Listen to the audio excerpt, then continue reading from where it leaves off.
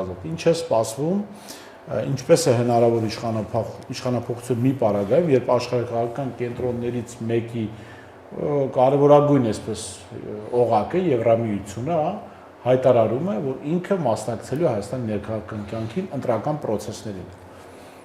Մենք ցանկացած կանխատեսում վերլուծություն անելուց կարևոր մի միտք ենք հայտնում, որ մեր ցանկացած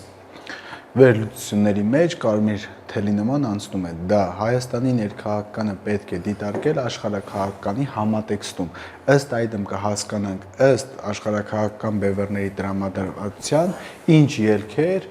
ինչ սցենարներ, ինչ իրողություններ կլինեն մեր մոտ։ Ուրեմն այս ամենից հասկանում ենք, որ հավաքական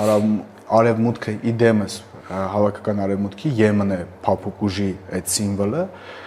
ոնց է վերաբերվելու մեր մոտ տեղի ունենալիք հերթական կամ արտահերթ ընտրություններին։ Ուրեմն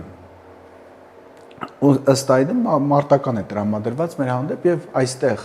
հեշտ ընտրություն որպես այդպեսին չի լինելու։